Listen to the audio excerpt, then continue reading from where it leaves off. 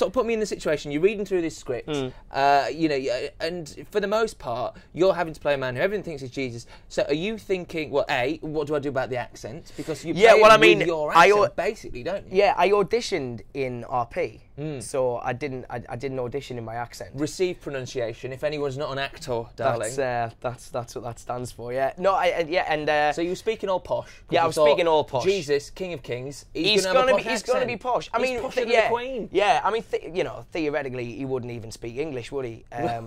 But yeah, it's you know. But if he were to speak English, if English, Carlsberg did Jesus's, they'd be from posh English. Yeah, absolutely. He'd be the Queen's gardener or something like that.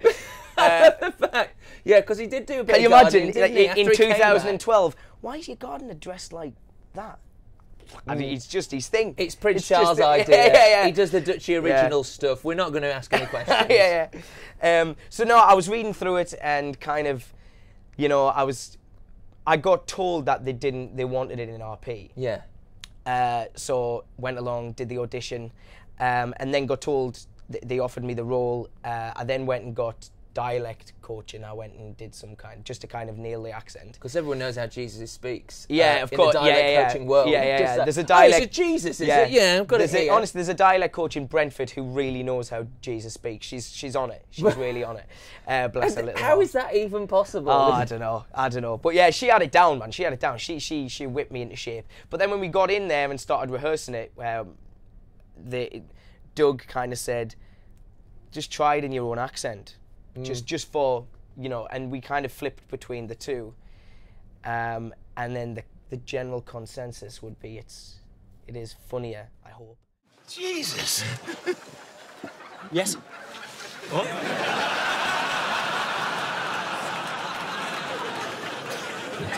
I'm sorry? I'm just talking to my mate here. Oh. My apologies. No worries. No way. I mean, were you aware? Because obviously the Python Boys with Life of Brian in the late 70s. Yeah. I mean, that caused a hell of a lot of controversy when it came out. Were you did you have it in the back of your mind that an episode like this, touching on the subject matter that it does, would necessarily lead to there being heightened attention around it? Yeah, absolutely. I think anything to do with religion is always kind of a bit taboo. Do you know what I mean? Like, you know, of course, like, but I think because it's Red Dwarf, you know, they do kind of expect, you know, to push a little bit of a boundary. You know what I mean? And I mean, at the end of the day, it's a TV show, and personally, you know, I'm an atheist, like, so I don't really I wouldn't really care if I had loads of Christians outside my house kicking off. James, obviously, you know, you're stepping into a role which isn't without controversy in a way, but what about stepping into Red Dwarf as such a well-established show? Because I kind of imagine it a bit like you coming in as a substitute in the 70th minute of a footy match or something. Very hard to pick up the pace. Yeah, I was shitting myself. I was shitting my pants, honestly, genuinely shitting myself. Just because, you know, it does have such a huge following, you know, and you're never going to be able to please everybody. That's like standard, you know, it's just not going to happen. But also, you know, it is a big weight on the shoulders. I knew that kind of the character was going to be a talked about character. So it was kind of like leading up to that, I felt like I was flying up to skydive. Do you know what I mean? Yeah. Like, I knew it was going to happen. It's going to happen. But yeah, I was nervous, man.